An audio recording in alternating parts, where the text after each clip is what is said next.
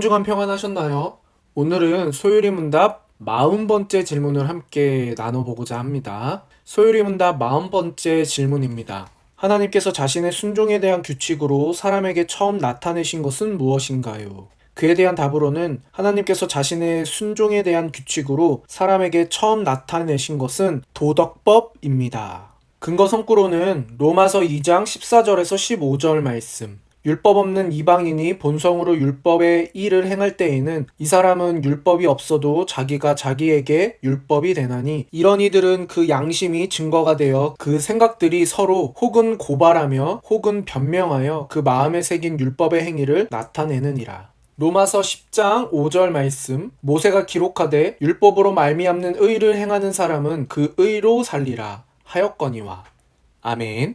소율이 문답 39번째 질문은 하나님이 사람에게 당신이 나타내신 뜻에 복종하기를 요구하신다는 것을 말하고, 40번째 질문은 하나님이 처음에 나타내신 뜻이 도덕법임을 밝힙니다. 이어서 41번째 질문은 그 도덕법이 십계명에 간략히 내포되어 있다고 말하고 있습니다. 교회가 빚을 감당하지 못해 매물로 내놓은 교회당을 건물로 사들이는 것으로 유명해진 하나님의 교회 안상홍 증인회는 황당하게도 아버지 하나님만 아니라 어머니 하나님도 있다고 주장합니다. 이 이단에 빠진 어떤 사람과의 인터뷰를 본 적이 있습니다. 그 사람은 마태복음 5장 17절 18절 내가 율법이나 선지자를 폐하러 온 줄 생각하지 말라. 폐하러 온 것이 아니요 완전하게 하려 함이라. 진실로 너희에게 이르노니 천지가 없어지기 전에는 율법의 1.1획도 결코 없어지지 아니하고 다 이루리라 라는 이 구절을 보여주면서 자신들은 이 말씀에 따라 토요일을 안식일로 지키고 유월절도 지킨다고 말하는 걸 본 적이 있습니다. 이런 경우에는 우리가 어떻게 답변해야 할까요? 앞서 지적했듯이 성경을 편식하는 이단들은 성경을 오남용하며 성경을 왜곡합니다. 안상홍 증인에도 성경 전체가 율법을 어떻게 구분하는지 전혀 신경 쓰지 않고 있기 때문에 특정 구절만을 내세워서 엉뚱한 주장을 하는 것입니다. 오직 성경만큼 전체 성경도 중요한데 성경의 일부분만 절대시하면 성경의 다른 부분을 등한시하는 결과를 불러오게 됩니다. 어떤 단어의 의미를 파악할 때 전후 문맥을 살펴야 한다는 것은 책 읽기의 기초적인 상식입니다. 성경을 읽을 때도 문맥을 살펴서 어떤 단어가 정확히 무엇을 의미하는지 파악해야 합니다. 율법이란 단어도 마찬가지입니다. 성경에는 율법이란 단어가 수백 번 넘게 나오지만 항상 같은 뜻으로 사용되는 것은 아닙니다. 성경이 말하는 율법의 다양한 의미를 알려면 좀 더 세밀한 관찰이 필요합니다. 지금까지 많은 이들이 연구해놓은 결과를 바탕으로 율법과 율법주의의 차이, 율법의 구분, 율법의 용도라는 세 가지 주제를 살펴보면 큰 도움을 얻을 수 있습니다. 그래서 오늘 우리는 이 세 가지 파트로 나누어 살펴보고자 합니다. 첫 번째입니다. 율법과 율법주의의 차이. 갈라디아서 5장 4절 말씀입니다. 율법 안에서 의롭다함을 얻으려 하는 너희는 그리스도에게서 끊어지고 은혜에서 떨어진 자로다. 라는 구절에서 알 수 있는 것처럼 신자들은 분명히 율법이 아니라 은혜로 구원을 받습니다. 그런데 이 표현은 종종 오해를 불러일으킵니다. 모든 율법이 쓸모없다고 말하는 것처럼 들리기 때문입니다. 하지만 사실 더 정확하게 말하면 신자는 율법의 행위가 아니라 은혜로 구원을 받습니다. 즉 하나님의 은혜와 대치점에 있는 율법은 율법 자체가 아니라 율법의 모든 내용을 지켜야 한다고 주장하는 율법주의를 말합니다. 신약 성경은 율법의 모든 조항을 다 지킴으로써 이루어질 수 있다는 율법주의, 그리고 유월절 및 각종 제사 등의 의식을 지켜야 구원받는다는 율법주의를 배격합니다. 더 나아가 율법의 행위와 율법 자체를 구분하지 못해 발생하는 율법 폐기론에 대해 경계합니다. 율법에는 하나님의 뜻을 알려주는 선한 용도가 있어서 예수님을 통해 구원을 받은 이후에도 유효한 측면이 있습니다. 따라서 율법이 아닌 은혜로 구원을 받는다는 말을 오해해서 율법을 지킬 필요가 없다는 극단으로 치우치면 안 됩니다. 우리가 배격하는 것은 율법주의이지 절대로 율법 자체가 아닙니다. 두 번째 파트입니다. 율법의 구분, 도덕법, 의식법, 시민법. 이 두 번째 파트에서는 세 가지로 나누어서 살펴보고자 합니다. 첫 번째는 도덕법입니다. 율법은 그 성격에 따라 세 가지로 구분할 수 있습니다. 곧 도덕법, 의식법, 시민법입니다. 도덕법은 사람이 어떻게 인생을 살아가야 하는가에 관한 하나님의 뜻을 보여주는 율법을 말합니다. 도덕법은 아담과 하와 때부터 주어졌습니다. 우리는 사람의 창조를 다루는 소유리 문답 10번째 질문에서 하나님이 아담과 하와를 성숙한 상태로 창조하셨다는 사실을 살펴보았습니다. 에덴 동산을 경작하고 관리하기 위해서는 종합적 판단력이 필요하고 하나님은 이를 위해 아담과 하와의 마음에 하나님의 법을 기록하신 것입니다. 이에 대해 웨스트민스터 신앙고백은 그 마음에 하나님의 법을 기록하시고 그 법을 행할 능력을 주셨다라고 표현합니다. 그리고 로마서 2장 14절은 율법 없는 이방인이 본성으로 율법의 일을 행할 때라고 말하여 사람이라면 누구나 그 마음에 하나님의 법이 본성으로 주어졌다고 말합니다. 즉 도덕법은 아담과 하와의 마음에 기록된 하나님의 법과 하나님이 그들에게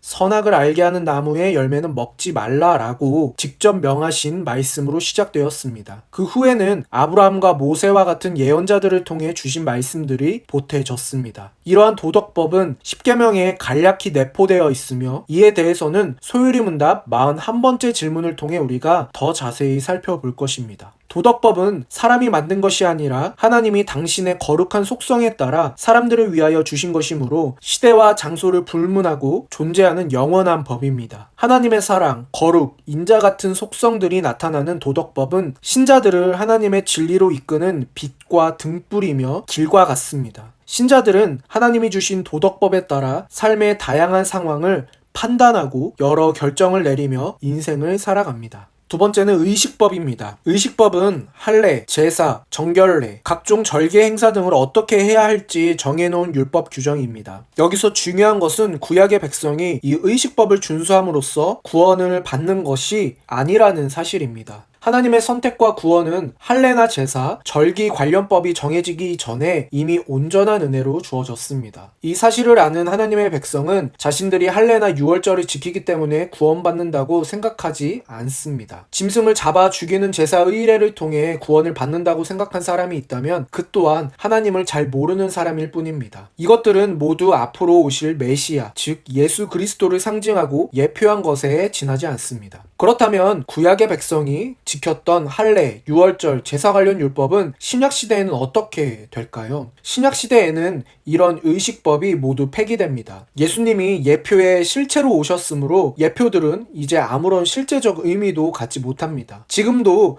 의식법을 지키겠다고 고집한다면 실체로 오신 예수님을 거부하고 그림자에 지나지 않는 것들을 실체보다 더 중요하게 여기는 잘못을 범하는 것입니다. 여기서 우리는 구약시대의 율법 중 일부가 신약시대에 폐기되었다는 사실을 알게 되었습니다. 율법 중 의식법이라고 불리는 할례, 여러가지 제사, 유월절을 비롯한 각종 절기와 관련된 법은 그것들을 상징하고 예표했던 예수 그리스도가 실제로 오셨으므로 더는 지키지 않아도 됩니다. 예수님이 십자가에 못 박혀 죽으실 때 성전의 휘장이 위에서 아래로 찢어졌습니다. 대제사장이 1년에 한 번 들어가 제사 드리는 지성소의 휘장이 찢어졌다는 것은 이제 성전이 용도 폐기되어 제사를 지낼 필요가 없다는 사실을 우리에게 말해줍니다. 그렇다고 해서 의식법이 아닌 다른 율법까지 폐기된 것은 아닙니다. 도덕법은 그 어느 것 하나 버릴 것이 없습니다. 하나님의 영원한 도덕법은 구약과 신약에서 똑같이 사람이 어떻게 바르게 살아야 하는지 말해줍니다. 의식법은 폐지되었지만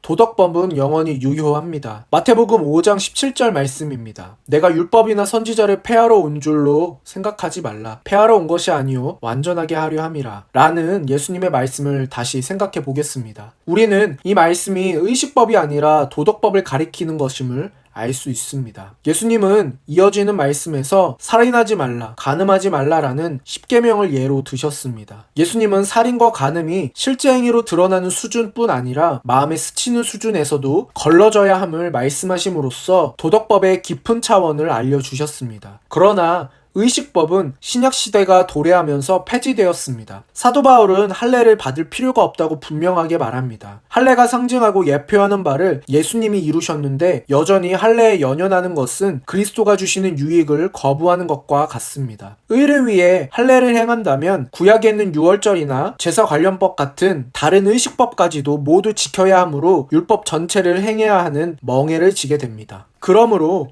할례를 행하는 자는 그리스도에게서 끊어지고 은혜에서 떨어진 자입니다. 세 번째는 시민법입니다. 구약시대에 이스라엘 백성은 한 국가를 이루었습니다. 그래서 하나님은 국가 단위에 맞는 법을 주셨는데 그것이 바로 시민법입니다. 예를 들어 이스라엘에서는 종을 사게 되면 7년째에는 값없이 그 종을 내보낼 자유를 주어야 했습니다. 50년마다 돌아오는 희년에는 매매했던 땅들을 원래 주인에게 돌려주어야 했습니다. 또 백성 중에 가난한 자에게 돈을 빌려 주었다면 빚쟁이처럼 독촉하거나 이자를 받아서는 안 되었고, 겉옷을 담보로 잡았을 때에는 해가 져서 기온이 떨어지기 전에 돌려주어야 했습니다. 범죄와 관련해서는 사람을 쳐 죽인 자는 사형을 시키고 소를 도둑질했다면 5배로 배상하게 하는 등의 법률이 있었습니다. 이러한 법들이 한 사회의 여러 가지 측면에 대한 지침들인데 오늘날 이를 그대로 시행하기는 어렵습니다. 구약의 이스라엘과 같이 전 국민이 하나님의 백성인 나라가 없기 때문입니다. 우리나라도 최대로 쳐야 국민의 4분의 1 정도만이 기독교 신앙을 받아들이는데 어떻게 위에 나오는 법들을 시행할 국민적 합의를 만들어낼 수 있을까요? 다만 그리스도인들은 시민법이 담고 있는 정신을 오늘날에도 유지하기 위해 노력해야 합니다. 실제로 유구한 기독교 역사를 가진 서구 사회를 보면 다른 종교 문화를 가진 나라들보다 이러한 정신들이 가치관과 제도에서 잘 드러나는 것을 볼 수 있습니다. 담보로 잡은 겉옷을 해지기 전에 돌려주어야 하는 것처럼 오늘날에도 가난으로 고통받는 자들을 궁지로 몰지 말고 궁휼히 여겨 배려해야 합니다. 또 동족에게 이자를 받는 것이 금지되었듯이 이웃의 경제적 어려움을 통해 부를 축적하지 말고 약한 자가 재기할 기회를 주기 위해 노력해야 합니다. 마지막 3번째입니다.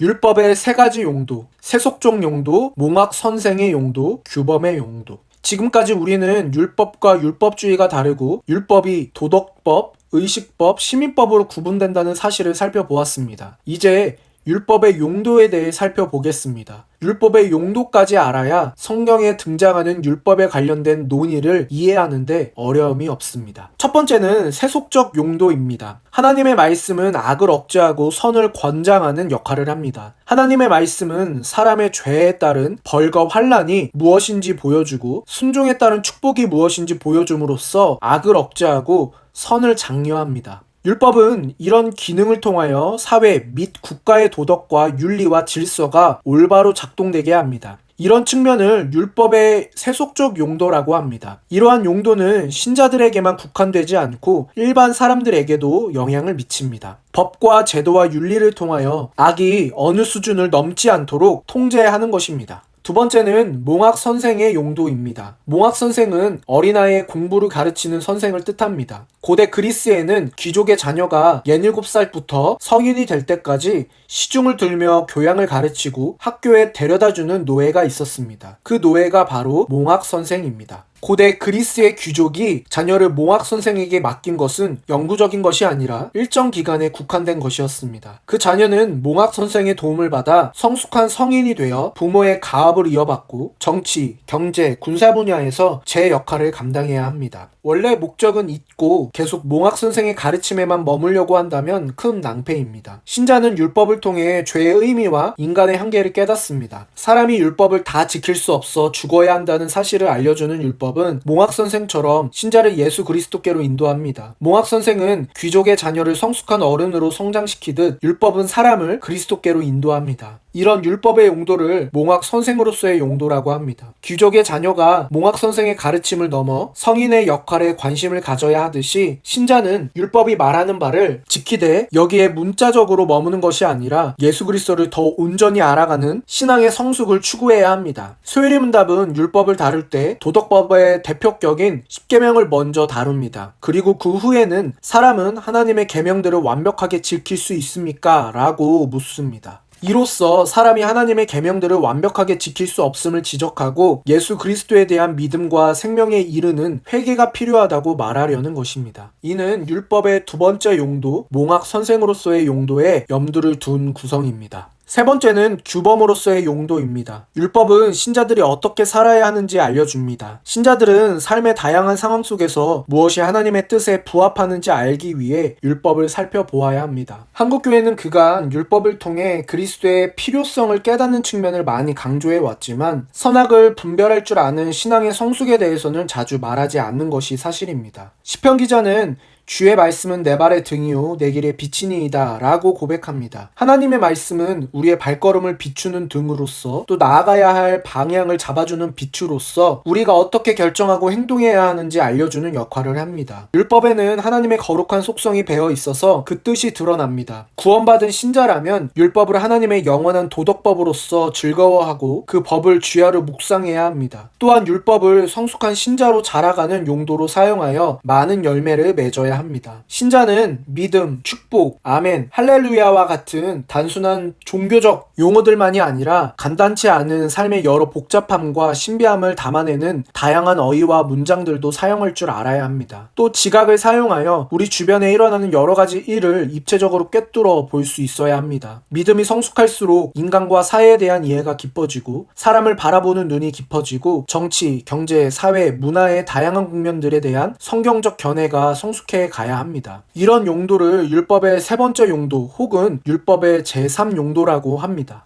루터파는 신학에서 기독론을 중시하고 율법과 복음을 구분하는 경향이 있어서 앞서 다룬 몽학 선생으로서의 용도를 강조합니다. 이에 반해 개혁주의는 몽학 선생으로서의 용도를 충분히 인정하지만 세 번째 용도를 더욱 강조합니다. 하나님의 영원하신 도덕법인 율법이 신자들의 삶을 이끄는 등과 빛이 된다고 여기는 것입니다. 한국교회에서 성화의 중요성이 약화한 상황을 고려한다면 율법의 세 번째 용도가 더욱 강조되어야 할 듯합니다. 하나님의 영원한 도덕법을 복종의 규칙으로서 적극적으로 활용해야지 그리스도를 통해 구원을 받은 신자는 율법에 얽매일 필요가 없다는 단편적 명제에만 빠져 있으면 안 됩니다. 신자는 이 땅을 살아가는 동안에 무엇을 생각하고 행동하는지 하나님 말씀에 중심을 두어야 합니다. 자신의 무지와 혈기를 하나님의 영원한 도덕법으로 극복할 줄 알아야 합니다. 오늘은 총 5가지의 질문을 준비했습니다. 첫 번째입니다. 율법과 율법주의 간의 차이에 대해 말해봅시다. 율법이 나쁜 것입니까? 율법주의가 나쁜 것입니까?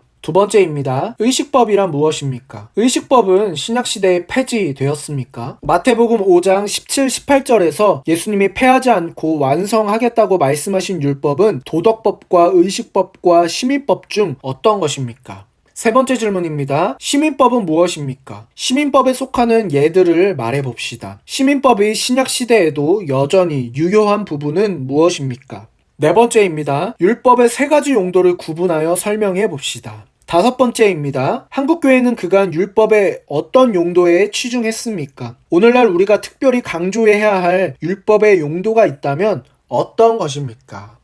이상 5가지의 질문입니다. 이 5가지 질문에 답을 달아보시면서 여러분의 믿음의 지경이 넓어지시기를 소망합니다.